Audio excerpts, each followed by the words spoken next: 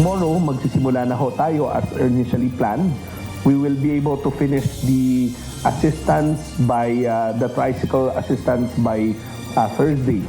Ang global pa rin natin na target based on local government units is 139,000 na mga NCR-based tricycle drivers. Each one will get 5,000 pesos. Pamamahagi ng 5,000 pisong ayuda sa mga tricycle driver. Target tapusin hanggang sa Huwebes. Ayuda sa mga tsuper ng mga pampasaherong jeep, planong simulan sa March 23.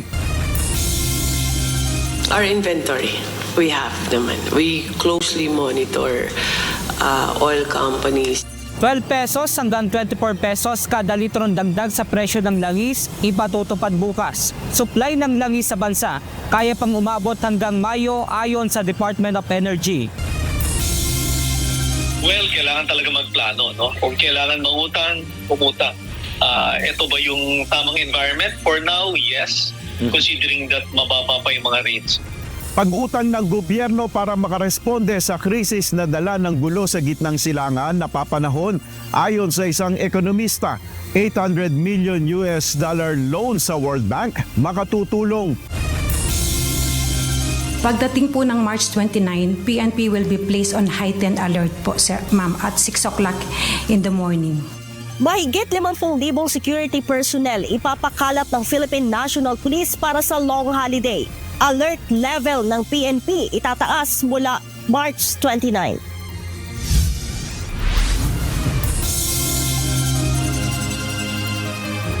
Magandang hapon, Pilipinas at sa buong mundo.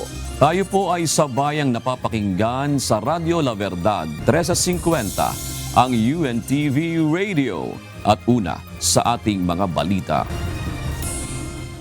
Sinimulan ng talakayin ng mga senador ang panukalang pagbibigay ng emergency powers sa Pangulo kaugnay ng excise tax sa mga produktong petrolyo. Kasunod ito ng pag-certify ni Pangulong Ferdinand Marcos Jr. bilang urgent bill sa Senate Bill 1965 o ang panukalang pag-amyenda sa Biofuels Act of 2006. Ito ang balita ni Jet Neresina. The caucus after the roll call was initiated by Senator Pia Cayetano. Siyang Ways and Means, she wants to discuss it with the members. Anong pwede namin magawa para maipasa namin ito at as soon as possible time. Minamadali na ng Senado ang pagpasa sa panukalang mabigyan ng kapangyarihan ng Pangulo na maibaba o pansamantalang suspendehin ang excise tax sa langis. Kasunod ito ng serye ng pagtaas ng presyo ng mga produktong petrolyo. Ayon kay Senate President Vicente Tito Soto III, nagpatawag na ngayong araw ng all-member caucus si Senate Committee on Ways and Means at Committee on Energy Chairperson Senator Pia Cayetano. Layon ng nasabing pagpupulong ng mga senador na pag-usapan kung paano maipapasa ang panukala sa lalong madaling panahon. Gayunman, wala pang katiyakan kung ia-adopt nila ang House version ng nasabing panukalang batas. Depends kay Senator Pia kung anong nakita niya, kung pareho lang yan or mayroong konting hindi diferensya. Kung may konting diferensya, pwedeng paper by cop. Hindi rin masagot ng direkta ng Senate President kung ano ang magiging rekomendasyon ng Senado sa kung sususpendihin o babawasan ba ang excise tax sa langis. Depending, I cannot talk off my hat. I have to find out from our Ways and Means chairperson kung ano ang posisyon na magiging posisyon ng Senate. Dagdag ni Senator Soto dahil sa urgency ng sitwasyon, hindi malabong magkaroon ng sesyon hanggang sa Huwebes para lamang masigurong maipasa ang batas bago matapos ang linggo o ang adjournment ng sesyon. Samantala, kinumpirma ng Malacanang ngayong araw na sinertipikahan ni Pangulong Ferdinand Marcos Jr. bilang urgent bill ang Senate Bill number 1965 o ang panukalang amyenda sa Biofuels Act of 2006.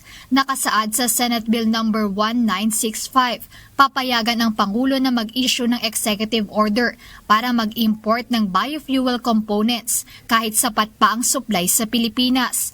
Pinahihintulutan ng batas ang Pangulo na mag-import ng bioethanol o biodiesel sa loob ng hanggang 1 taon kung ang presyo ng blended fuel ay mas mataas ng 5% kumpara sa purong gasolina o diesel. Ang mga buwis o taripang makokolekta mula sa importasyong ito ay gagamitin ng Department of Social Welfare and Development at Department of Agriculture para sa mga programang tutulong sa mga lokal na magsasaka at manggagawa sa industriya ng biofuels. Hopefully those two items, the power of the President to suspend or lower excise tax and the biofuel mandate. Well, syempre this week yun. This week. Pero kailangan may a few, I don't know, half a day for the BICAM. So we'll know better after the caucus. Jed Neresina, UNTV News and Rescue. Diyos ang aming sandigan, serbisyo publiko ang aming pinahahalagahan. Samantala, iba't ibang hakbang ang ginagawa ngayon ng pamahalaan para mabawasan ang epekto ng pagtaas sa presyo ng krudo, bunsod ng gulo sa gitnang silangan. Para sa isang mababatas, panahon na ring magkaroon ng diskwento sa toll fee sa mga National Expressway. Ito ang balita ni Ivan Alvarez. Kung magkakaroon siya ng 50% discount hanggang December o hanggat mataas ang presyo ng gasolina, hanggat nandito tayo sa ganitong pagkakataon, sa ganitong sitwasyon, kahit papaano makatulong. Malaking kabawasan at katipiran sa mga motoristang dumadaan sa National Expressways kung babawasan ang toll fees.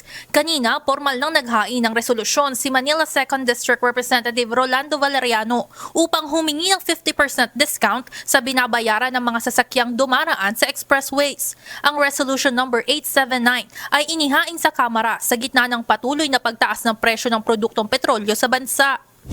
Ayon kay Congressman Valeriano, kung papayag ang toll operators na magbigay ng discount kasabay ng planong pagsususpinde sa excise tax at pagbibigay ng ayuda sa mga motorista, mas mararamdaman ng publiko ang mga solusyon sa gitna ng matinding epekto ng krisis. Ayon kay Congressman Valeriano, pansamantala lamang ang panukalang diskwento habang patuloy na tumataas ang presyo ng gasolina. Wala namang inilagay na eksaktong petsa ang mambabatas kung hanggang kailan posibleng maging epektibo ang naturang discount. Provisional lang, hanggat once na nagpasok ng $80 per barrel yung gasolina at in emergency cases like this na merong gera, yun lang naman hinihingi natin. Nitong nakaraang linggo, umabot na sa $100 per barrel ang presyo ng langis sa international market dahil sa mga restriksyon sa pagdaan ng mga barko sa Strait of Hormuz. Nagdulot ito ng double-digit na taas presyo ng krudo sa bansa. Kaya naman bukod sa proposal na 50% discount sa toll, naghain rin si Valeriano ng hiwalay pang panukalang batas na House Bill number 8516 o Toll Relief Act na layong otomatikong isuspend ang bayad sa toll fees tuwing aabot ang bentahan ng krudo ng $80 kada bariles sa pandaigdigang merkado. Pero at least yung House Bill na pinasok ko, every time na magsushoot up yung presyo ng gasoline, meron tayong ganitong armas. Samantala, sinisika pa ng UNTV na makuha ang komento rito ng Toll Regulatory Board o TRB. Una nang sinabi ni Transportation Secretary Giovanni Lopez nitong nakaraang linggo na mayroon na silang pakikipag-ugnayan sa TRB para sa mga ganitong klase ng aksyon.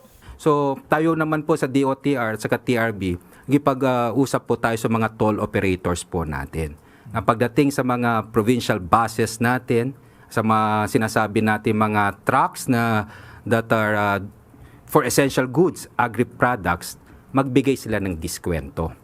No, dito sa mga toll fee natin. At kami po ay nagpapasalamat sa toll operators natin na sila naman po ay sumang-ayon. Kasi we did the numbers, makakatipid sila parang sa mga bus, makakatipid sila ng mga 5 to 7 pesos. Evan Alvarez, UNTV News and Rescue. Diyos ang aming sandigan, serbisyo publiko ang aming pinahahalagahan. Hihirit naman ng 5 pisong dagdag sa pasahe sa jeep ang grupong Piston dahil sa matinding epekto ng krisis sa langis sa kita ng mga tsuper. Kaugnay nito, 1 kilos protesta ang itinakda ng grupo sa March 19 upang igiit ang kanilang hinaing. Ito ang balita ni JP Nunez. Karapatan po ng mga driver ang magkaroon ng karagdagang kita dahil doon sa usapin ng mataas na presyo ng May plano ang transport group na Piston na maghain ng panibagong petisyon para gawin ng 5 piso ang dagdag pasahe sa mga jeepney. Sa gitna ito ng epekto sa ekonomiya ng tensyon sa gitnang silangan kung saan tumaas ang presyo ng diesel kaya nabawasan ang kita ng mga tsuper ng jeep. Ayon kay Piston National President Modi Floranda, ihahain nila ito ngayong buwan ng Marso. Nasa higit 3,000 piso na anya ng kita nila kada araw ang mawawala kung aakyat pa sa 120 pesos ang kada litro ng diesel. Kanina, una nang ipinahayag ng Piston na magsasagawa sila ng kilos protesta sa araw ng Huwebes, March 19. At bukod sa kanila, makikiisa rin ang iba't ibang militanteng grupo na magsasagawa ng mga noise barrage at walkout sa mga universidad. March 19, ikukuhit natin sa kasaysayan sa buong bansa ang pagkilos ng mga driver at mga operator at ng mamamayan laban sa agresyon ng Estados Unidos laban sa pagkainunin ni Bongbong Marcos. Huelga! Huelga! Huelga kami! Babala ng grupong Piston, nasa 100,000 mga tsuper at operator sa kanilang hanay ang lalahok sa transport strike. Inaasahan din umanong sasama dito kahit pa ang mga tsuper ng modern jeep. Halos nasa 100,000 tayo sa buong bansa at alam natin na kahit yung mga nag-motor, kahit po yung mga nag-cooperative at nag-corporation, alam natin na sila'y lalahok ngayong darating na transport strike sapagkat sa laking ng nawawala na rin kita dahil sa epekto ng pagtaas ng presyo ng petrolyo. Tugon ng Land Transportation Franchising and Regulatory Board o LTFRB, naiintindihan nila ang pinanggagalingan ng hinaing ng transport sector. Ayon kay Attorney Vigor Mendoza II, idadaan nila sa pagdinig ang petisyon kapag inihain na ito ng Piston. Yan naman hiringan natin, dadaan natin sa proseso para naman mapagbigyan din natin yung ating commuters group para makapagsalita naman kung sang-ayon sila o hindi. Ang pakiusap lang ng LTFRB sa mga nagsasagawa ng protesta ay huwag harangan ang mga kalsada upang hindi maabala ang mga motorista. Nakahanda rin umanong tumugon ang LTFRB sa mga pasahero na maaapektuhan ng nakaambang tigil pasada. Samantala, ang transport group na Manibela nagbabala rin na magsasagawa ng transport strike. Ito ay kung hindi nila maririnig ang kanilang mga panawagan na ibasura ang train law, alisin ang excise tax at pagbasura sa oil deregulation law. JP Nunez, UNTV, News and Rescue. Diyos ang aming sandigan, serbisyo publiko ang aming pinahahalagahan. Inanunsyo ng mobile financial application na GCash ang pagpapatupad nito ng zero transfer fees para sa mga magpapadala ng pera sa Middle East mula sa Pilipinas. Sa official Facebook post ng kumpanya, libre na ang transaksyon sa fund transfer mula March 12 hanggang March 31. Pansamantalang inalis na rin ito ang minimum required na halagang ipadadalang pera. Kabilang sa mga bansa na libre ang international transfer fees, ang United Arab Emirates, Saudi Arabia, Qatar at Oman. Samantala, kailangan planuhin mabuti ng pamahalaan ng pangutang at paggastos ng pondo, lalo na sa gitna ng problemang kinakarap ng bansa dahil sa gulo sa gitna ng silangan. Ayon sa isang ekonomista, kahit paano ay makatutulong sa Pilipinas ang naaprobahang loan sa World Bank na nakakahalaga ng $800 million o mahigit 47 billion pesos. Ito ang balita ni Nel Maribuhok. Well, kailangan talaga magplano, no? Kung kailangan mangutang, umutang. Ito ba yung tamang environment? For now, yes. Considering that mababa pa yung mga rates. No? Napapanahon ang pag-utang ng pamahalaan kung kinakailangan nito ng pondo para makaresponde sa krisis na dala ng patuloy na gyera sa gitnang silangan. Ayon sa ekonomistang si Astro Del Castillo, mababa pa sa ngayon ang ipinapataw na interest rates para sa pag-utang sa international lenders. Sa kabila nito, kailangan pa rin anyang planuhin ng gobyerno kung kinakailangan pa ang pag-utang. Ayon pa sa ekonomista, ilang hakbang pa ang maaaring gawin ng gobyerno kung kailangan ng dagdag na pondo. Kabilang narito ang realignment sa ilang provision ng 2026 General Appropriations Act.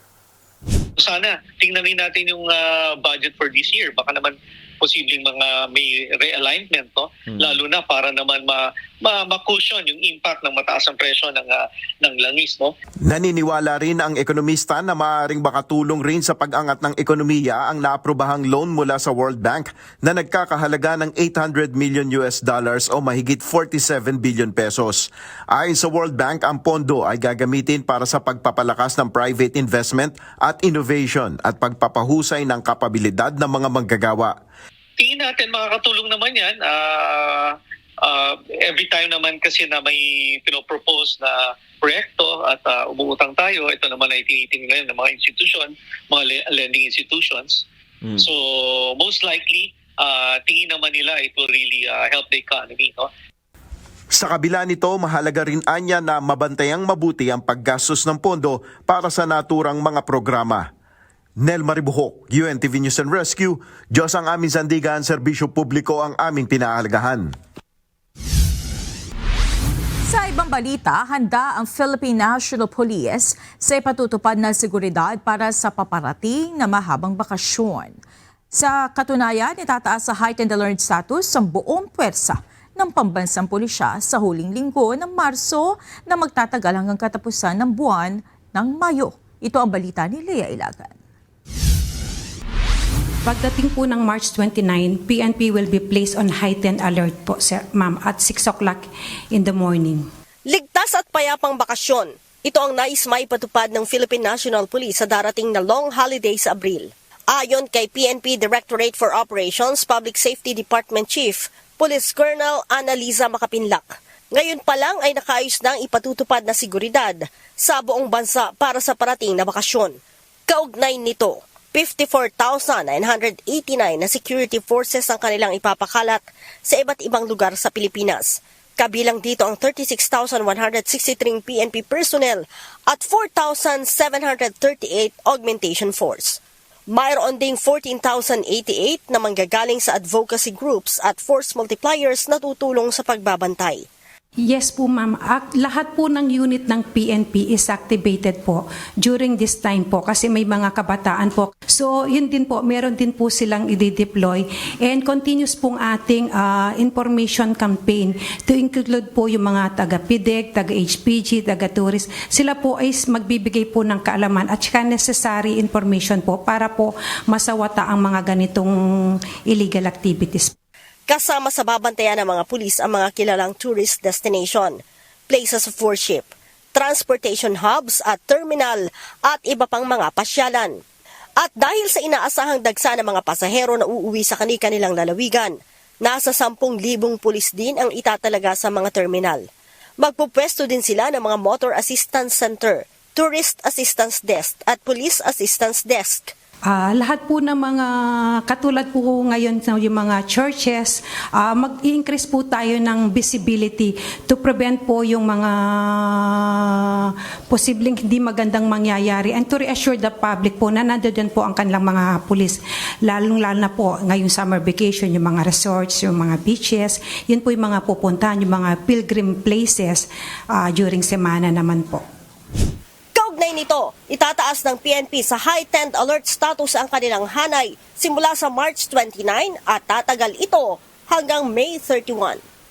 Sa ngayon, wala namang namomonitor na banta sa seguridad ang PNP sa parating na mahabang bakasyon. As of now po, ma'am, wala po. But then po, yung ating intelligence unit po is continuously conducting threat assessment para po maibigyan po natin ang ating mga field commanders para po sa ating tinatawag na proactive security operation. Lea Ilagan, UNTV, News and Rescue. Diyos ang aming sandigan, serbisyo publiko ang aming pinahahalagahan.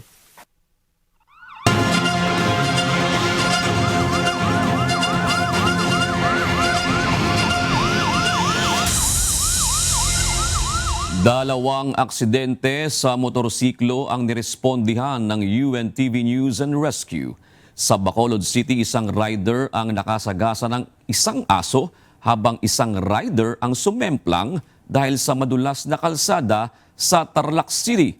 Kapwa nilapatan ng first aid ng UNTV News and Rescue Team ang dalawa. Ito ang balita ni Lisel Nael.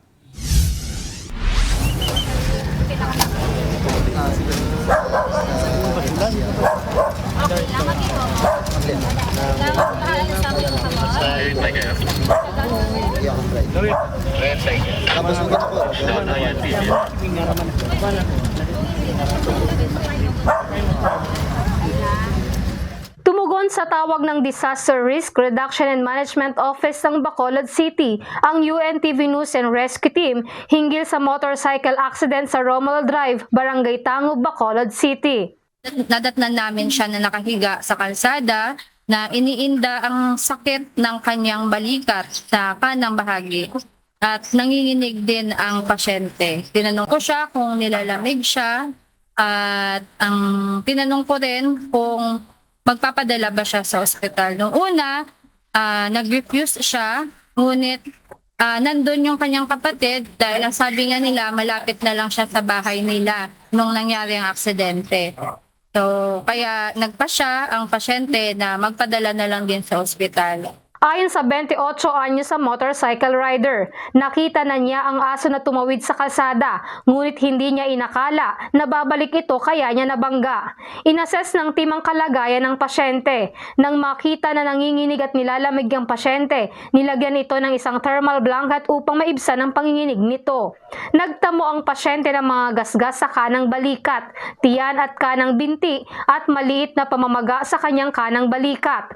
Nilinis ng team ang mga sugat nito at nag-apply ng cold compress sa namamagang bahagi ng balikat.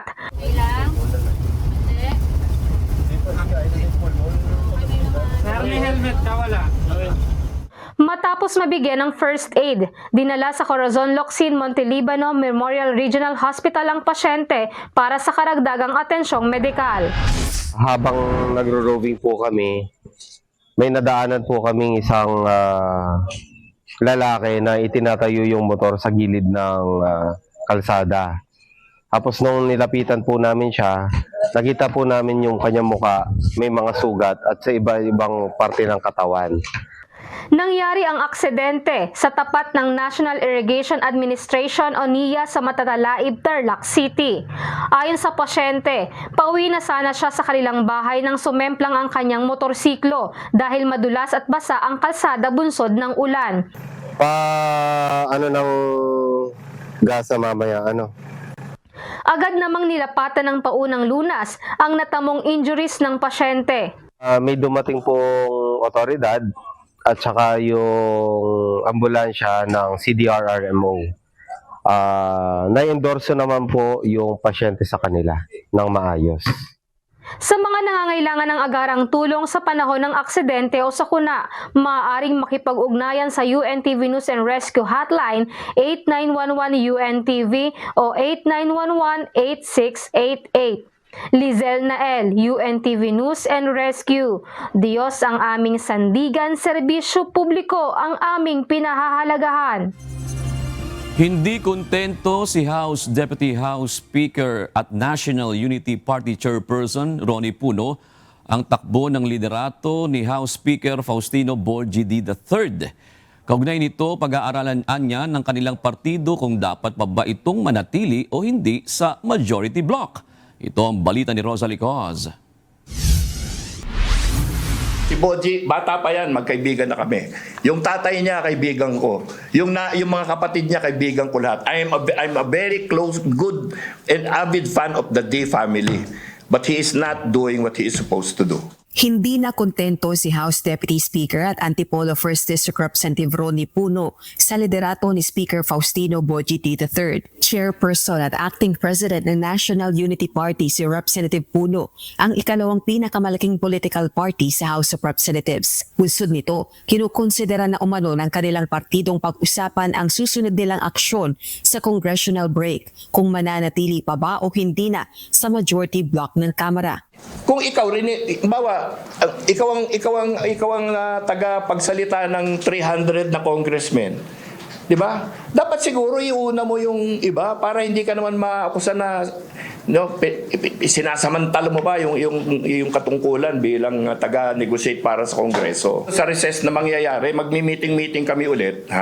Titignan namin kung dapat pa ba kami maiwan sa majority or lumipat na lang kami sa minority. Ang saloobin nito may kaugnayan din sa issue ng budget. Sa ulat ng Philippine Center for Investigative Journalism o PCIJ, noong December 2025, ang distrito umano ni House Speaker D ang may pinakamalaking itinaas sa Department of Public Works and Highways o DPWH allocation sa House General Appropriations Bill para sa 2026. Sinundan ito ng distrito ni House Committee on Appropriations Chairperson, Nueva Ecija 1st District Representative Micaela Swansing at kapatid nitong si Sultan Kudarat 2nd District Representative Bella Vanessa Swansing. Una nang iginiit ni Speaker D na lahat ng nilalaman ng panukalang batas para sa national budget kasama na ang mga pondo, probisyon at programa ay dumaan sa tamang proseso. Samantala, pinagkumpara din ni Representative Puno sina Speaker D at House Majority Leader Ilocos Norte 1st District Representative Sandro Marcos, ang President's son.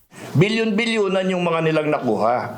No? So pinasakripisyo kami, pero sila nakinabang naman sila ng mabuti para sa distrito nila dito sa usapan nilang ganito. Para sa amin, siguro dapat may may leadership by example dito parang baliktad Pinasakripisyo mo lahat, pagkatapos kayo naman doon, medyo mas maganda sitwasyon ngayon kaysa last year. Dito ako hanga kay Majority Leader Sandro di ba? Kasi siya anak ng presidente, di ba?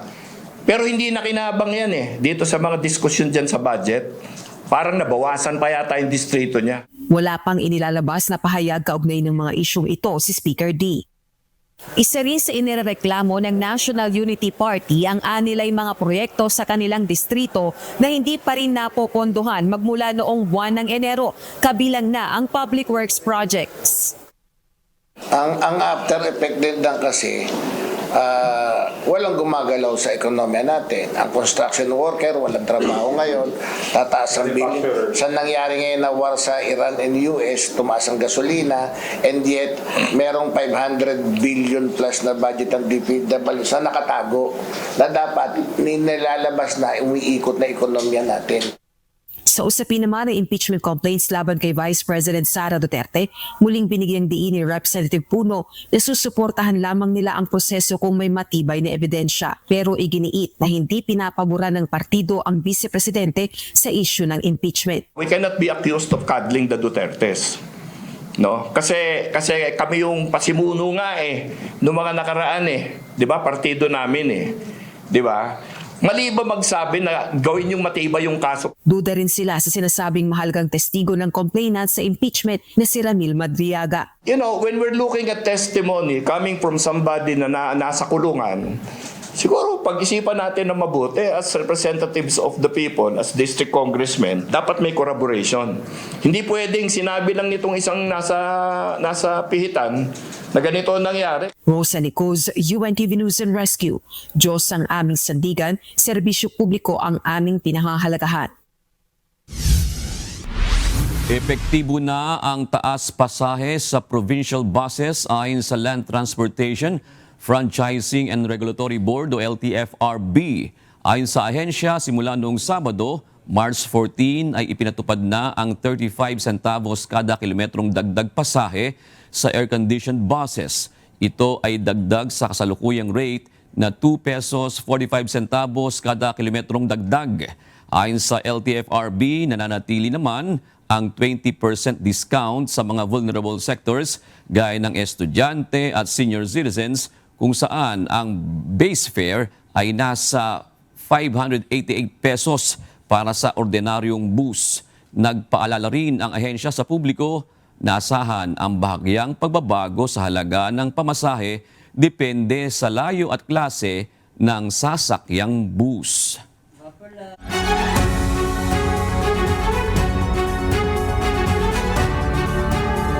Sa kapapasok lang na balita na ipadala na sa Kamara ang tugon ni Vice President Sara Duterte sa dalawang impeachment complaints hapon ng Lunes, March 16.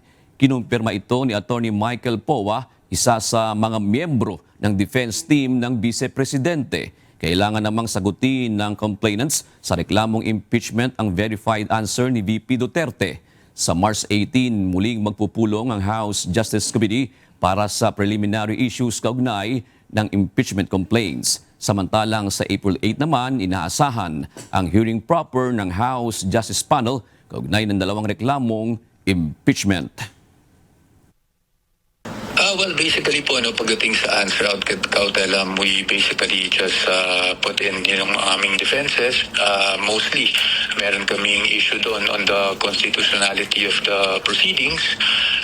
And aside from that, yung ano rin po, yung aming assertion na wala pong ultimate facts yung naging laman ng mga complaints, and therefore, there's really nothing to answer. Ang nilagay natin doon briefly, although I don't want to go into the details, briefly we indicated there due process issues, double standards pagdating doon sa naging assessment in terms of sufficiency in form and substance pagdating doon sa impeachment complaints laban sa ating Pangulo. Kung ikukumpara mo doon sa naging determination pagdating naman sa impeachment complaints laban sa ating Vice Presidente. Narito naman ang mga balita sa iba't ibang panig ng mundo. Ihahatid ng ating global correspondent na si Marvy Delfin na nasa Perth, Australia.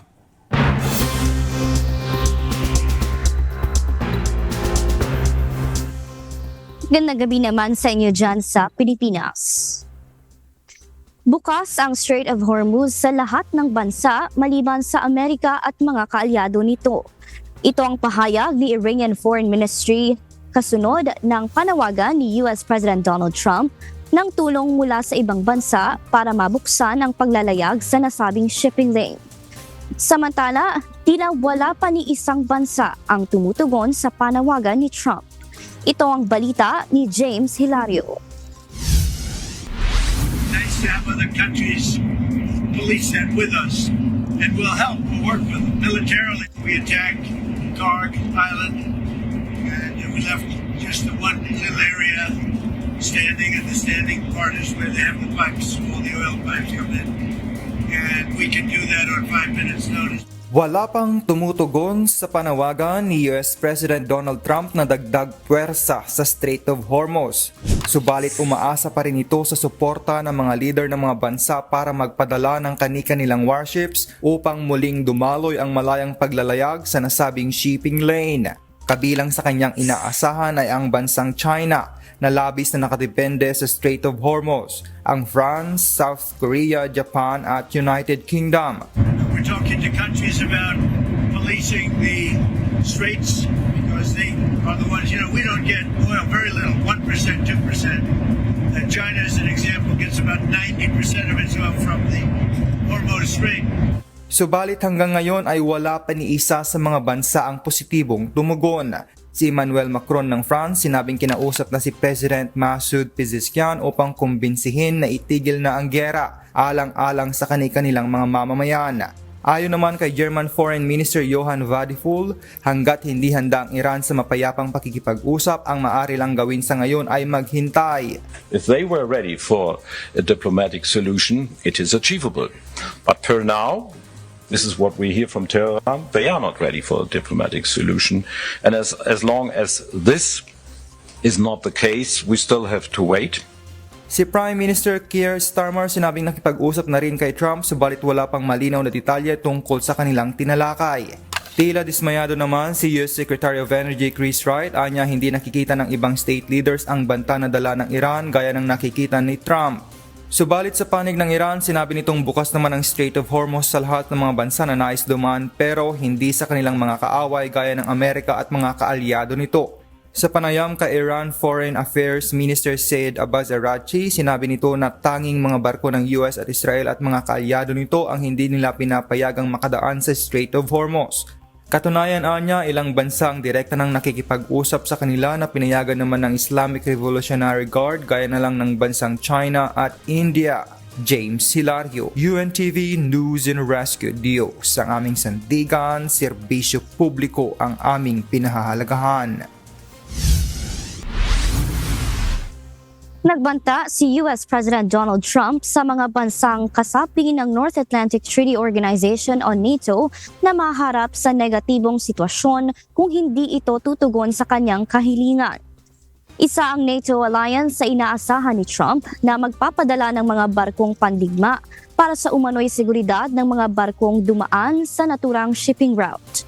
Binigyang diin ni Trump na maliit na bagay lang ang kanyang hinihiling kumpara sa tulong na ibinibigay ng Amerika sa NATO sa laban nito sa Russia upang depensahan ang Ukraine. That's right, too. But remember, like as an example, in many cases, they're NATO countries. We're always there for NATO. We're helping them with Ukraine. As many, it's got an ocean in between us. Doesn't affect us, but we've helped them. It'd be interesting to see what country wouldn't help us with a very small endeavor, which is just keeping the Strait open. Pansamantalang sinuspindi ang flight sa Dubai Airport ngayong Lunes matapos sumiklab ang sunog sa isang bahagi nito. Ayon sa mga otoridad, isang drone ang bumagsak sa fuel depot ng Dubai International Airport, ang pinaka-busy sa lahat ng mga paliparan sa Middle East. Pinayuhan ang mga pasahero na huwag munang tumuloy sa paliparan at makipag-ugnayan sa kanilang mga airline. Agad namang rumesponde ang mga otoridad upang ito ay agad maapula. Walang naiulat na nasawi o nasaktan sa nasabing pangyayari. Makaraan ng ilang oras ay unti-unti na ring ibinalik ang operasyon ng biyahe sa paliparan.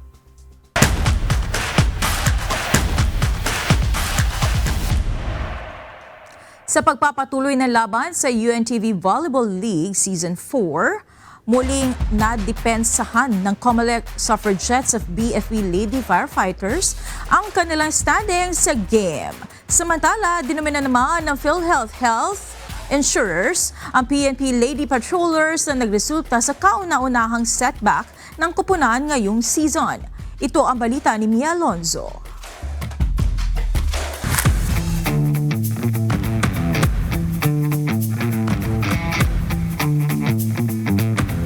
Naging mainit ang tapatan sa pagpapatuloy ng laro sa UNTV Volleyball League Season 4. Sa first game kahapon, dinomina ng COMELEC Suffragettes ang DENR Lawing Spikers sa unang set ng laro. Mula sa unang serve, ipinakita ng COMELEC ang kanilang agresibong atake na nagbigay ng malaking pressure sa depensa ng DENR. Bagamat sinubukan ng DENR na humabol ng pakikipagpalitan ng bola sa net, hindi na binitawan ng COMELEC ang kanilang momentum at pinanatili ang kontrol sa laro. Agad na tinapos ng kupunan ng game sa isang straight set na 3-0 sa score na 25-16, 25-12 at 25-15. Tinanghal namang best player of the game si Javin Sabas mula sa 10 attacks, 5 service aces na nagresulta ng 15 puntos. Honestly, kahit rookie team sila, maganda yung nilaro nila against us. Hindi sila mukhang rookie team kung tutusin. Ang ganda ng defense nila against us and they played well naman. Sinasabi ko naman sa players ko na kailangan lang nila mag-adapt kasi nag-iiba-iba yung kailangan naming game plan kapag depende sa kung sino team yung kalaban. And good thing naman, nakakapag-adjust naman, nakapa-adapt naman yung mga players kung ano yung game plan namin.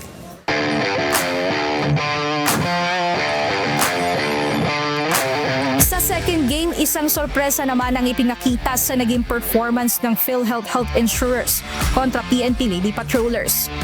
Nauna ng tinanghal bilang defending champion ng UVL Season 3 ang PNP at inaasahang magpapatuloy ang pagiging dominante sa court ngayong Season 4. Subalit sa naging match kahapon, mabilis na nakontrol ng PhilHealth Health Insurers ang momentum sa court. Bagamat pinilit ng PNP na makahabol at makipagsabayan sa rallies, tinapos ng PhilHealth ang laban sa isang malinis na straight set na 3-0 sa score na 25-19, 25-19 at 25-18. Tinanghal namang best player of the game si Reynelyn Raterta mula sa kanyang 6 attacks, 1 ace na nagresulta ng kabuuang 7 puntos. Masarap sa pakiramdam. Masaya. Actually, this is our second season pa lang eh. Then ganito na agad yung performance. Maganda yung performance last year. Mas gumanda pa yung performance ngayon. Samantala sa third game, intense din na naging tapatan ng BFP Lady Firefighters kontra NHA Home Masters. Sa unang set, kontrolado ng BFP ang laro at dinomina ang NHA sa score 25-19.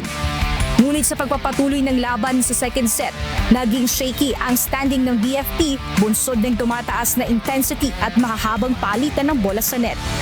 Sa puntong ito, umabot sa extended set ang laro, dala ng dikit na puntos na tuluyang nagdala sa NHA upang maagaw ang second set sa score na 27-25. Muling nagpakita ng determinasyon ng BFP sa ikatlong set kung saan bawat palo ay napuno ng tensyon at excitement na naghatid sa kanila sa score na 28-26 bago tuluyang maagaw muli ng BFP ang momentum sa laro. Bagamat naging matindi ang pressure at dikit na palitan ng puntos, muling nadepensahan ng BFP ang kanilang standing at tinuldukan ang set 4 sa score na 25-20.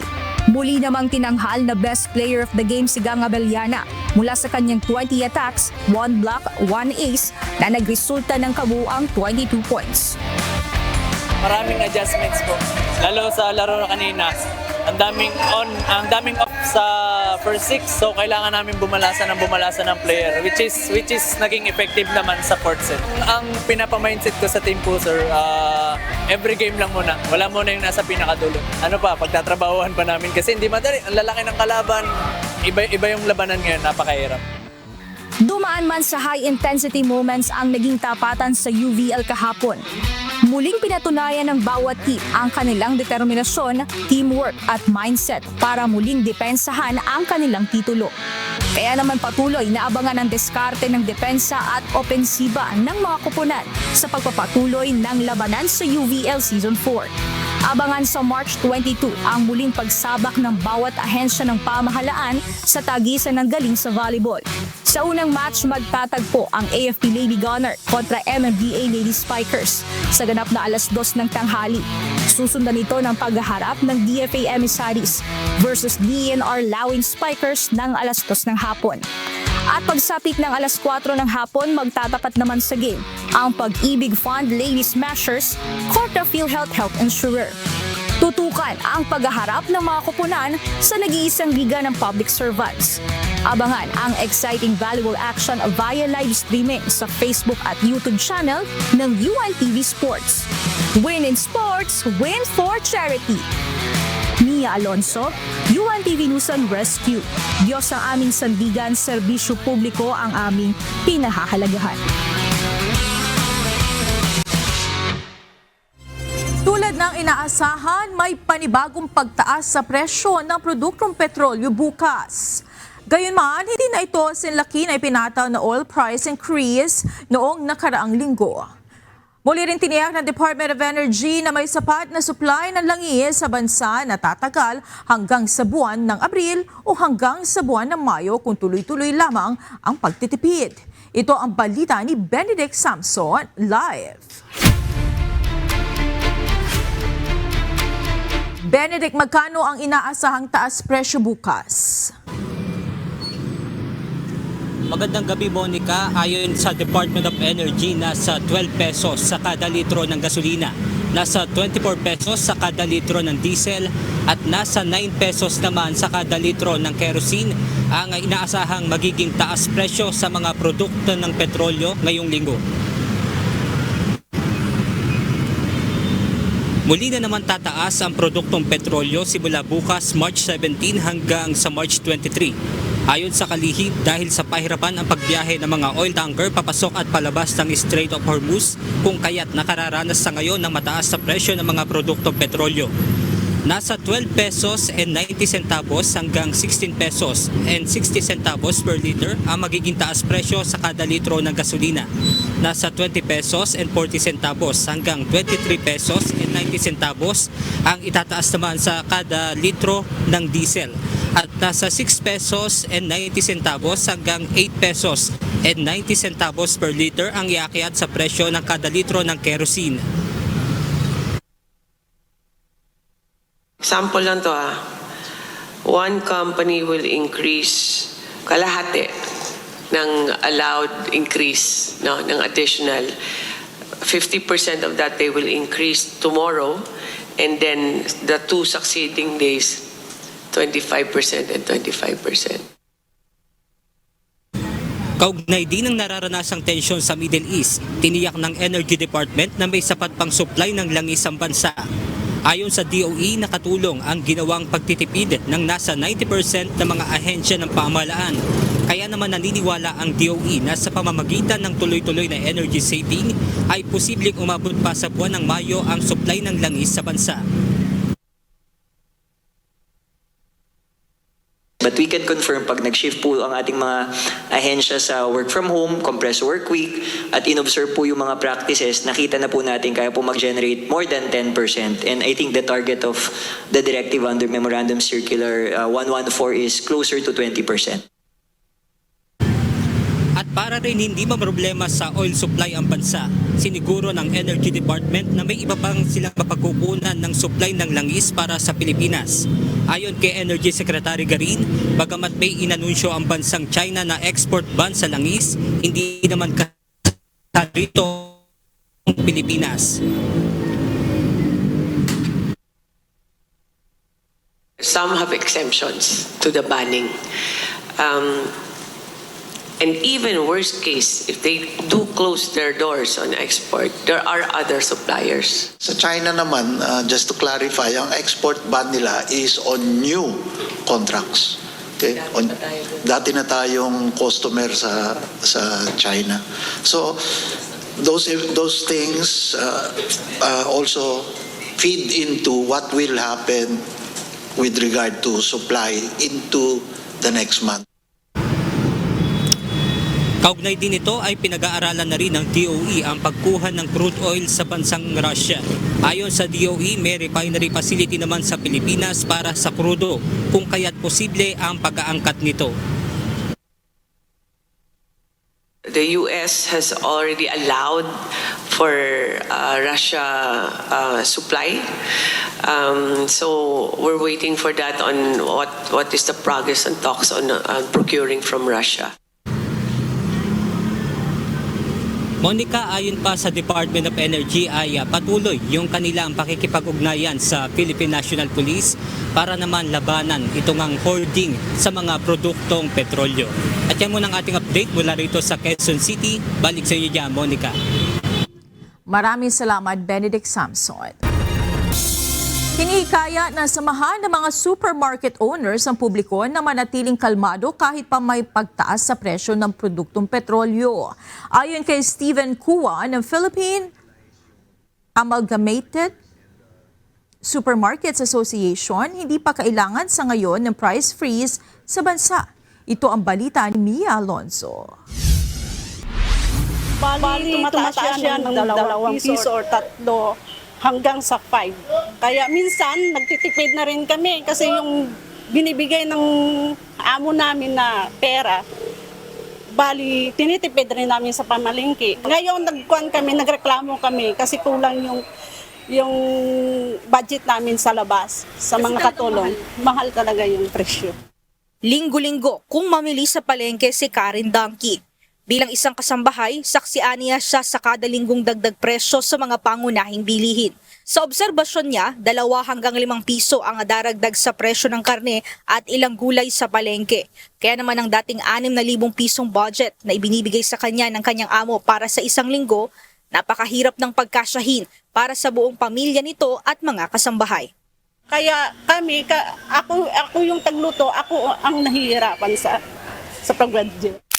Samantala, iniulat naman ng Philippine Amalgamated Supermarkets Association o PAG-ASA na sa pakikipagpulong nila sa National Price Coordinating Council o NPCC na sa kabila ng patuloy na pagtaas ng presyo ng langis ay hindi pa sa ngayon nangangailangan ng price freeze. Sabi nga na, walang national state of calamity or emergency ang dineclare ng presidente, so there's no point in calling a price freeze, di ba? Which I think is a very good decision. Kasi pag lahat nagmamadaling ang kaagad emergency measures, lalo matatakot ng tao. Dagdag pa ni PAG-ASA President Stephen Kua, ilan sa mga napag-usapan sa pulong ng NPCC ang pagtukoy at pagbuo ng mga ahensya sa kani-kanilang sariling batayan kung kailan maituturing na emergency ang sitwasyon upang makapagpatupad ng mas agarang hakbang. Ipinresinta rin ang mga gagawing hakbang upang matugunan ang iba't ibang posibleng senaryo. As mentioned earlier pa, talagang expected naman na siguro prices will go up. But right now, it is not alarming. I'm not saying wait till it's alarming, no? Pero the more we do that in a hurry to make it alarming, we have made it alarming, and tayo nag-create ng emergency at hindi, it's artificial, no? Kumbaga yung shortage, no? Hindi yung dahil talagang kinulang ang supply at nangangailangan ng marami ang tao.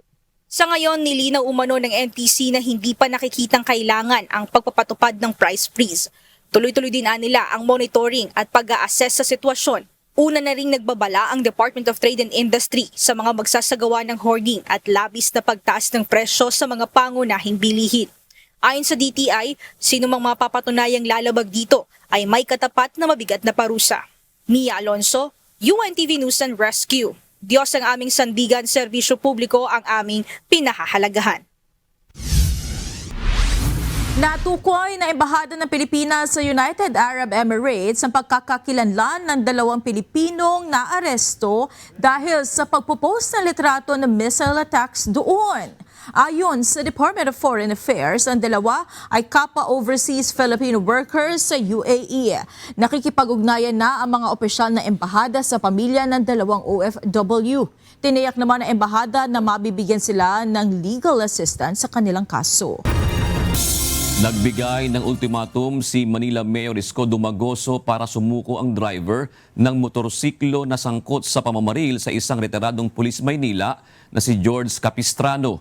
Ayon kay Mayor Isko, binibigyan niya ito ng 48 oras para sumuko. Nagalok din ito ng 500,000 pesos na pabuya sa pamilya nito upang siya isuko o kung kusa siyang susuko sa loob o sa mga pulis sa loob ng ibinigay niyang palugit. Nangyari ang pamamaril Linggo ng madaling araw sa Balot-Tondo sa Maynila. Ayon sa alkalde, posible ding maipasailalim sa Witness Protection Program ang driver ng motorsiklo kapalit ng pagturo sa kasama niyang hitman o sa grupong nasa likod ng pagpatay at iba pang krimen sa Maynila. I am now giving you 48 hours to respond to our offer. Ulitin ko po sa nanay at tatay, kung meron man, asawa, kapatid, o pamilya nung nakasakay sa motor, binibigyan kitang pagkakataong sumuko within 48 hours, plus makakakuha ka pa ng 500,000, plus mabibigyan ka pa, posible ka pang mabigyan ng proteksyon under existing law. After 48 hours, wala na po tayong magagawa kundi yung normal na trabaho ng pulis. Tukoy na ng mga otoridad ang mastermind sa pananambang sa alkalde ng Sharif Agwak noong nakaraang Enero. Ito ay batay sa pahayag ng isa sa mga sospek na nagsilbing lookout na sumuko sa National Bureau of Investigation o NBI. Samantala, sumuko na rin ang 3 pang miyembro ng Dawla Islamiyah dahil sa munay pressure sa operasyon ng militar. Ito ang balita ni Dante Amento live.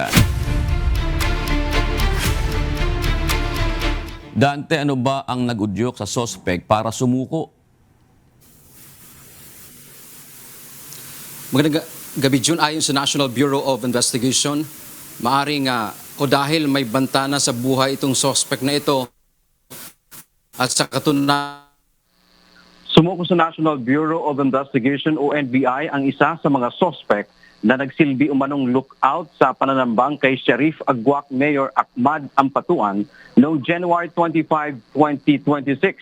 Ayon sa NBI, pinangalanan din umano nito ang mastermind o nasa likod ng rocket-propelled attack. So meron kasing pangalawang van doon na nag-serve as lookout, kasamahan nila. So ito ang nakuha natin. So may personal knowledge siya. Gayunman, tumanggi ang kawanihan na para na rin sa proteksyon ng suspect at ng kanyang pamilya. Meron tayong lead ngayon na malinaw, and I think we will bring to the folds of justice yung mga involved talaga rito. Samantala, Sumuko rin sa NBI ang 3 miyembro umano ng Bangsamoro Islamic Freedom Fighters o BIFF sa Mama sa Maguindanao del Sur. Konektado din ito sa teroristang grupo na Dawla Islamia. Ayon sa intelligence sources, humingi ang mga ito ng ligtas at neutral na paraan para sumuko dahil sa takot na posibleng paghihiganti mula sa mga natitirang elemento ng BIFF. Nagsagawa ng isang protective extraction operation upang matiyak ang kaligtasan ng mga ito. Kasabay ng kanilang pagsuko, isinuko rin nila ang ilang matataas na kalibre ng baril, kabilang na ang isang caliber 15 na Barrett rifle, M79 grenade launcher, M203 grenade launcher tube, Mosin rifle at mga bala. Sunod-sunod kasi yung operation sa area ng ating AFP, ng ating PNP. At the same time, yung constant rito na nangyayari. So medyo mataas ang pressure. In-express nila yung willingness na mag-surrender. Sabi pa ni NBI Director Melvin Matibag, ipoproseso nila na mapasailalim sa Witness Protection Program o WPP ang 3 kasama ang suspect sa pag-ambush kay alkalde o sa alkalde ng Sheriff Agua. We will reintegrate them sa civil society. In fact, yung pagsuko nila together with the firearms na gamit-gamit nila doon sa pagiging miyembro nila nitong DI.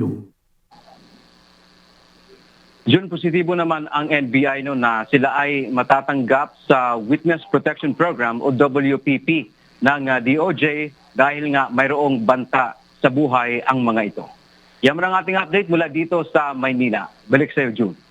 Maraming salamat, Dante Amento.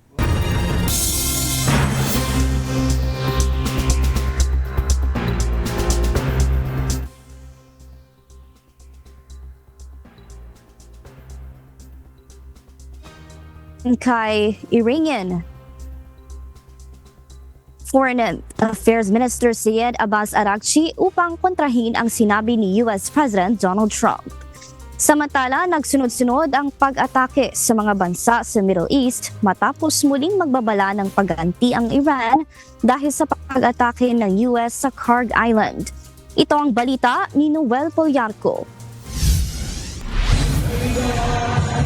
Walang usapang ceasefire. Ito ang binigyang diin ni Iranian Foreign Affairs Minister Syed Abbas Araghchi kasabay ng pag-iingay ng mga Iranian bilang suporta sa kanilang puwersa militar.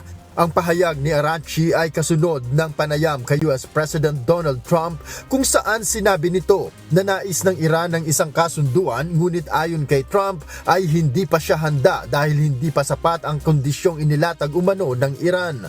Katunayan, ayon kay Araghchi, magpapatuloy ang kanilang pag-atake lalo na ngayon na pinuntirya ng Amerika ang pinakamahalagang pasilidad nila ng langis, ang Kharg Island. به دولت متجاوز و کلیه همپیمانان آن اخطار می‌دهیم.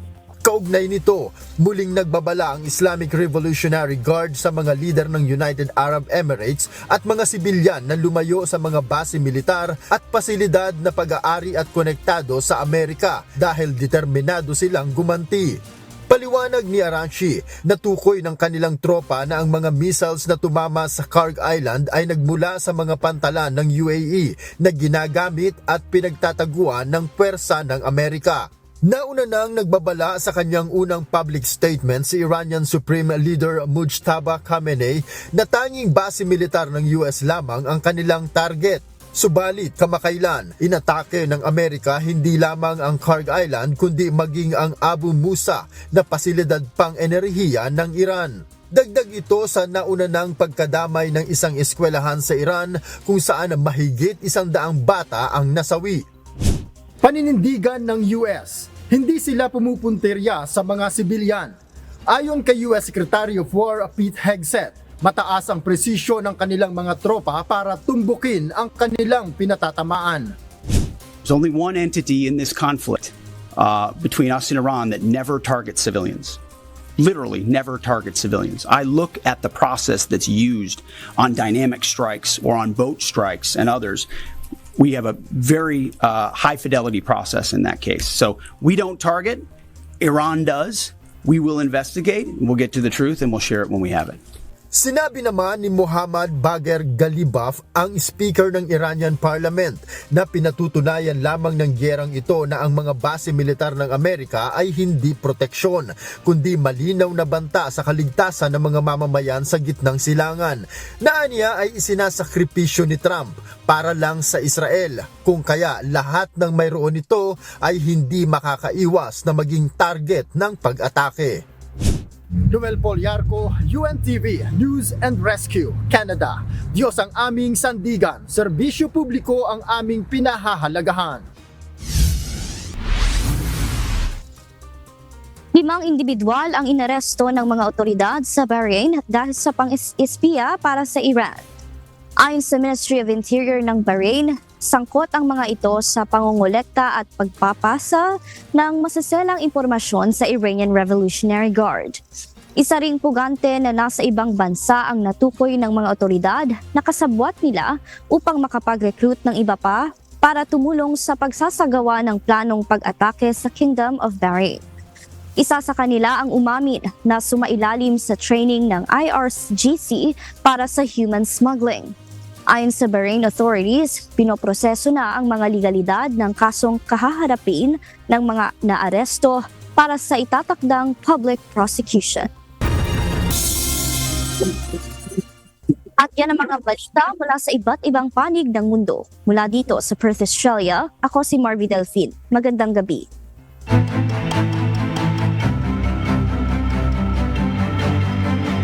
Binisita ni Pangulong Ferdinand Marcos Jr. ang bagong Learning Continuity Space sa Marcelo B. Fernan Polambato Elementary School sa Bogo City, Cebu ngayong araw. Layunin nitong matiyak ang tuloy-tuloy na pag-aaral ng mga mag-aaral kasunod ng nangyaring magnitude 6.9 na lindol sa lalawigan noong Setyembre ng nagdaang taon. Umabot sa 20 silid-aralan sa nasabing eskwelahan ang nasira. Ang naturang modular facility ay mayroong solar power at internet connectivity. Samantala, inilunsad din sa paaralan ang Yakap at Kalinga Caravan kung saan nagbigay ng libreng laboratory tests, konsultasyon, gamot at reading glasses para sa mga guro at mag-aaral. Nagkaloob din ang Office of the President ng Starlink Internet Kit, school bags at 800 packed meals para sa mga dumalo. Sa ibang balita, aabot sa 20 hektarya ng kagubatan ang nasunog sa panibagong pagputok ng Bulkang Kanlaon sa Negros Island. Sa Albay naman, 70 araw ng patuloy sa pagbuga ng lava at usok ang Bulkang Mayon. Ito ang balita ni Lalaine Moreno. Wala sing naspatan nga may ongoing kalayo nga nagalakat, no? But may portion nga nakita nga nag-aaso nga stationary siya, and possibility ina siya nga gaaso is ang mga stag sa area or mga patay nga kahoy nga naano sang kalayo bala. Nga sige aso niya, no? That is subject pa sa amon monitoring kung dako pa siya or ma-fire out na gid siya by the later part. Hindi pa matiyak ng pamunuan ng Mount Canlaon Natural Park sa Negros Island kung namatay o naapula na ang apoy na dulot ng 1 minutong pagsabog ng Bulkan Canlaon kagabi. Hanggang kaninang umaga, may mga nakikita pang usok malapit sa bunganga ng bulkan. Sa kanilang pagtaya, 20 hektarya ng kagubatan sa Barangay Biak na Batola, Castillana ang nasunog. Umabot naman sa 45 hektarya ang grass fire sa Barangay Masulog, Canlaon City. Ang mga nasunog ay kasama sa strict protection zone at nasa loob ng 4-kilometer danger zone. Hindi pa matukoy ng mga otoridad kung gaano karaming mga punong kahoy at mga hayop ang naapektuhan.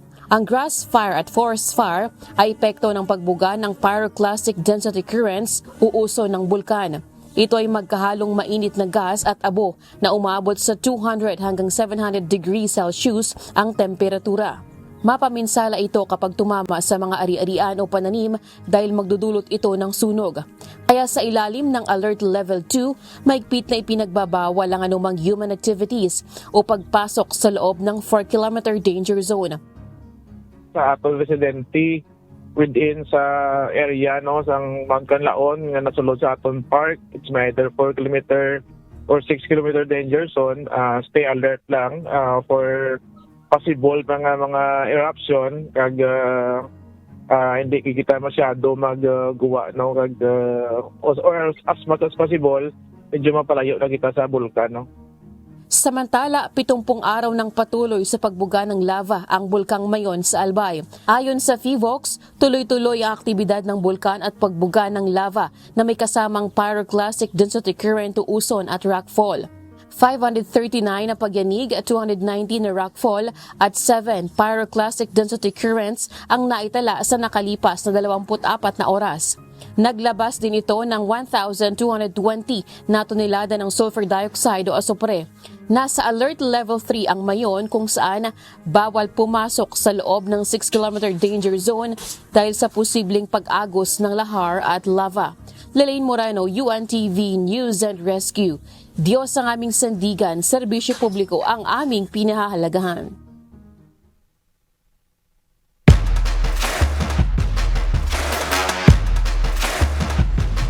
Muling umakyat sa ranking ng World Tennis Association ng Filipino tennis player na si Alex Iyala. Mula rank 32, umangat ito sa number 29.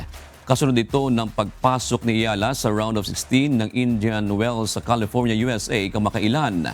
Ang rank number 29 na ang career high na naabot ng 20-year-old tennis ace. Target ng Department of Social Welfare and Development na tapusin ang pamamahagi ng 5,000 pisong ayuda para sa tricycle drivers sa loob ng 3 araw. Magsisimula ang pamamahagi bukas, araw ng Martes. Tiniyak naman ng DSWD at ng Department of Transportation ang pagbibigay ng ayuda sa mga tsuper ng iba pang uri ng pampublikong transportasyon. Ito ang balita ni Asher Cadapan Jr. Tomorrow, magsisimula na ho tayo as initially planned. We will be able to finish the assistance by the tricycle assistance by Thursday. Ang global pa rin natin na target based on local government units is 139,000 na mga NCR-based tricycle drivers. Each one will get 5,000 pesos. Natukoy na ng Department of Social Welfare and Development o DSWD ang 30 payout sites para sa pamamahagi ng 5,000 pisong ayuda para sa mga tricycle driver.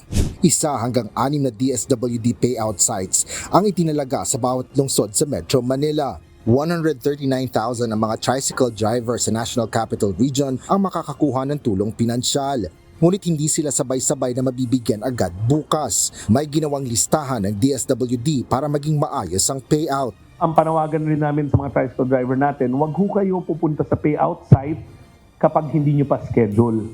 Kasi hindi ho a-appear ang pangalan nyo sa mga babayaran, bibigyan ng tulong pinansyal bukas. Baka kinabukasan pa kayo. Para sa karagdagang impormasyon tungkol sa schedule nyo, makipag-ugnayan ho kayo sa inyong mga local government units.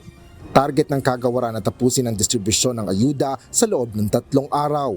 Para sa mga kukuha ng financial aid, kailangan lang nilang dalhin ang kanilang orihinal na driver's license card at isang photocopy o kopya nito. Kung magkakaroon ng diferensya sa kanilang impormasyon, sinabi ng kalihim na may mga tauhan ng DSWD na susubukang ayusin ito mismo sa payout center upang di na magpabalik-balik ang driver. Kung sakaling mawawala o nawala ang pangalan nyo in the next 3 days, hindi naman ibig sabihin hindi ka na makakatanggap. Pumunta lang tayo sa local government units natin at kami nakakausap sa mga LGU to probably do a make-up much later. Pero as far as we're concerned, this will go on seamlessly tomorrow in the next 3 days. Kinumpirma rin ng DSWD Secretary na kasunod nito ay ang mga tsuper naman ng mga Public Utility Jeepney o PUJ ang bibigyan ng ayuda. Tomorrow, may bibigay na sa amin yung pangkalahatang listahan. So tinatarget namin na yung mga jeep sana sa Monday, magsimula na ho kami ng payout for the jeepney drivers in NCR. Para sa driver naman ng iba pang mga pampublikong sasakyan, sinabi ni Transportation Secretary Giovanni Lopez na isinumitin na rin nila ang listahan ng mga ito sa DSWD. Nakompleto na po namin yung TNVS, nakompleto natin yung motorcycle taxis, kinokompleto pa natin yung mga ibang listahan natin, and we're coordinating closely Pagdating sa delivery riders, kay Secretary Aguda, nakausap ko siya over the weekend at he instructed his staff also to give priority dito sa delivery riders natin. Ganon din sa ating mga sinasabi nating chuper ng jeepney. Kasi nga po, ang meron lang kaming listahan sa LTFRB ay yung operators. We don't have the list pagdating sa ating mga chuper. Target ng DSWD na matapos ang pamamahagi ng 5,000 pisong ayuda para sa mga tricycle drivers sa loob ng 3 araw. Samantala, may inilaan na ring 2.5 billion pesos na fuel subsidy ang DOTR na ipamamahagi naman ng Land Transportation Franchising and Regulatory Board. Kasama naman sa mabibigyan nito ang nasa PUV sector na nasa ilalim ng regulasyon ng LTFRB.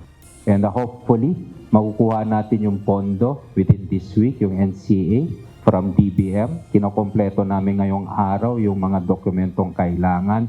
At ang napag-usapan namin ni Secretary Rex, once we have the funding for this fuel subsidy, we can do a simultaneous and parallel distribution also with respect to other modes. For example, pagdating sa ating mga bus operators, masisimulan na natin yan.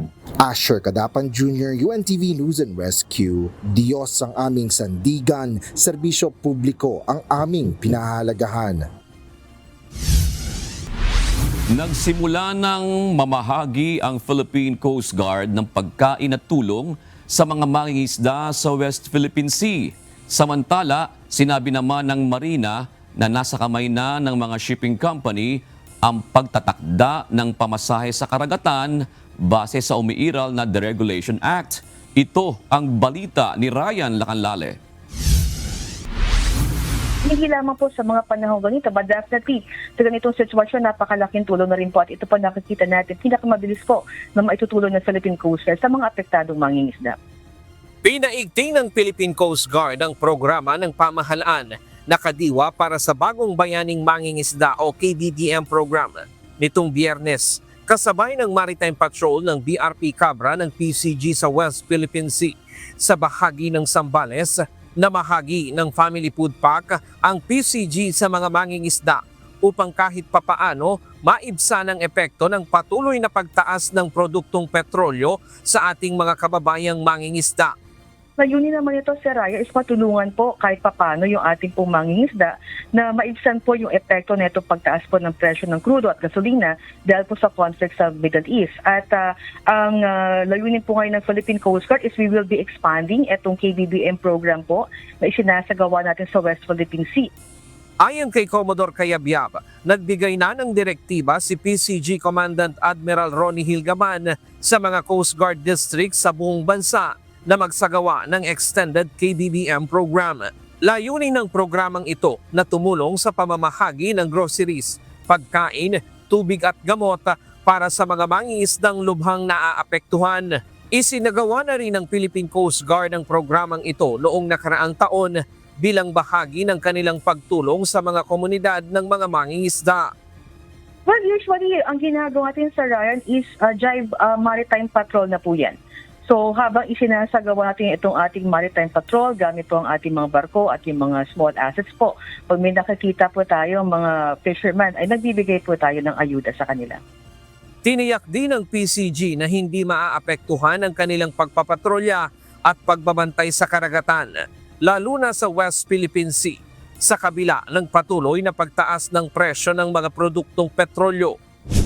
Ayon sa PCG, magpapatuloy ang kanilang mga pangunahing operasyon gaya ng security and law enforcement. Gayon din ang search and rescue operations. Gayunman, sinabi ng ahensya na babawasan muna ang ilang aktibidad bilang bahagi ng pagtugon sa ipinatutupad na pagtitipid ng pamahalaan.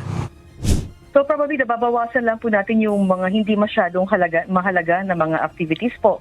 But itong pagpapatrolya po at pagkasagawa po ng ating mga maritime domain awareness flight, magko-continue po yan. So we will just be minimizing po yung mga administrative activities po natin and focusing purely sa mga operations po natin. Samantala, ipinaliwanag ng Maritime Industry Authority o Marina, hindi nila kontrolado ang pagtaas ng presyo ng pamasahe ng mga barko. dahil fully deregulated ang industriya. Kasunod ito ng sinasabing pagtaas ng hanggang 20% pamasahe sa mga barko dahil sa epekto pa rin ng pagtaas ng produktong petrolyo. Ang rate setting po for the domestic shipping industry is fully deregulated. So ibig sabihin, ang ating mga ship owners, domestic ship operators ay may karapatan po sila na mag-set ng rates for passenger, at the same time yung mga cargo po nila. Fully deregulated under 9295. Ang kailangan lang po is they have to inform Marina.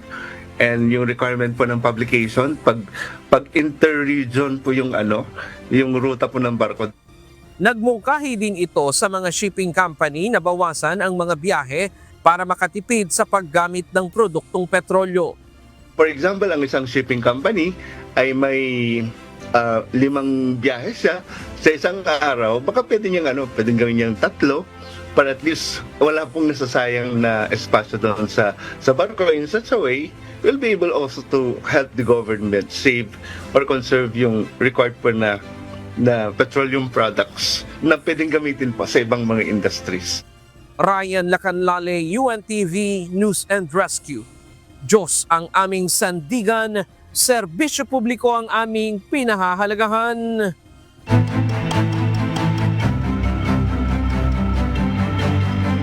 Sa ibang balita, pinangunahan ni Pangulong Ferdinand Marcos Jr. ang panunumpa na higit 3,000 bagong promoted na guro at school heads sa probinsya ng Cebu. Sa talumpati ng Pangulo, ipinahayag nito ang pagpapahalaga ng kasalukuyang administrasyon sa mga guro dahil sa kanilang sipag at dedikasyon sa trabaho. Ito ang balita ni Gladys Tuabi. Personal na dinaluhan ni Pangulong Ferdinand Bongbong Marcos Jr. ang panunumpa ng 3,325 na mga guro at school heads na na-promote sa Cebu Province. Sa bilang na ito, 52 veteranong guro ang kasama sa mga na-promote bago ang kanilang pagriretiro. Para sa inyo, ang pagiging guro ay hindi trabaho. Ito ay bokasyon, isang sagradong tungkulin para sa inyo. Kaya't nakakaiba talaga ang teacher sa ibang klaseng trabaho, sa ibang klaseng public servant. Nasa sa inyong mga kamay ang hinuhubog, ang mga susunod na leader, ang ating mga siyentista, mga doktor, mga manggagawa at lingkod bayan ng ating bansa. Guide our youth as they continue to learn. Kung dati ay inaantay pa na magkaroon ng vacancy bago mag-promote sa ilalim ng bagong sistema o ang Expanded Career Progression System, mas mapapabilis na ang promotions. Kung karapat-dapat at entitled na iangat sa pwesto ang isang guro at may pondo ang ahensya, pwedeng isagawa ang promotion at magiging sustainable ang sistemang ito kung may nakalaan at nakahandang pondo sa DepEd. Kung mapopromote ang isang guro, mangangahulugan ito ng karagdagang sahod at benepisyo at sa oras na magretiro, mas malaki rin ang kanyang makukuhang pensyon at benepisyo. Ngayong taon, 6 billion pesos ang pondo ng ahensya para sa promotion ng 100,000 mga guro. Gladys Tuabi, UNTV News and Rescue. Diyos ang aming sandigan, serbisyo publiko ang aming pinahahalagahan. Natagpuan na ang 3 crew ng MV Odin na napaulat na nawawala sa karagatan ng Bataan. Nananatili naman ang problema ng Cebu City Government ang koleksyon ng basura dahil sa kawalan ng sariling landfill. Ito ang balita ni Alan Manansala. Sa Luzon, natagpuan na kahapon ang 3 nawawalang tripulante ng MV Odi sa baybayin ng Barangay Mountain View sa Mariveles. Batay sa ulat, nagkaroon ng problema sa makina ang kanilang service boat dahil sa malalakas na alon at masamang kondisyon ng dagat na nauwi sa pagtaob ng sasakyang pandagat. Nakalangoy ang mga tripulante patungo sa baybayin at ligtas nang nakarating sa lugar. Agad namang nagtungo ang mga tauhan ng Coast Guard Station Bataan sa Sitio Aringit, Barangay Mountain View upang isakay ang mga tripulante papunta sa Coast Guard Substation Limay para sa karagdagang tulong. Agad silang binigyan ng pagkain at sumailalim sa medical assessment sa Rural Health Unit sa Barangay Lamaw ng naturang barangay.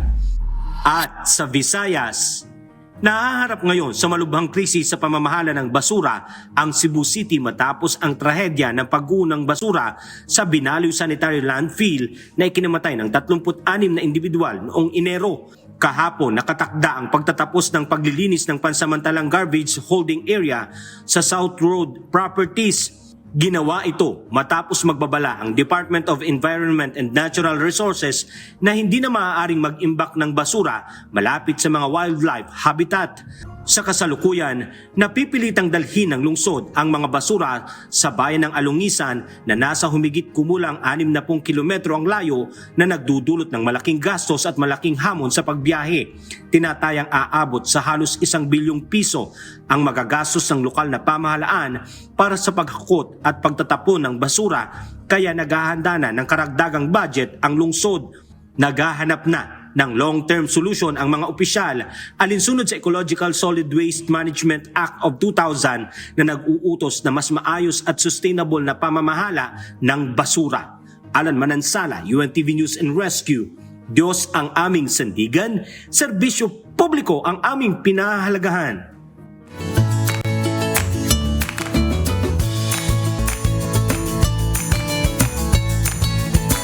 Narito po ang ating mga naging kausi ngayong araw ng Lunes. Salamat po at shout out kina Merly Belen, Alicia Fabelona at Israel Yamas. Gayun din kay Nanita Pacleb, Alice Lusare at Joel Mulak.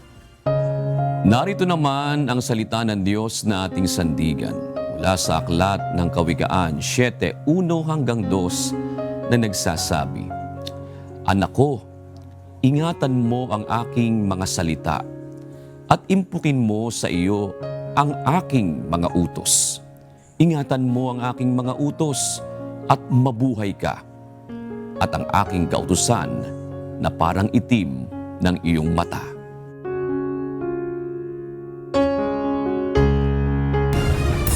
At yan ang naging kabuuan ng ating balitaan ngayong gabi. Aming inilahad ng buong katapatan kung paano namin nasaksihan. Kayo po'y makapagtitiwala ng aming nakita at narinig, ang aming ibinabalita. At dito po sa UNTV, Diyos ang aming sandigan, serbisyo publiko ang aming pinahahalagahan. Magandang gabi po.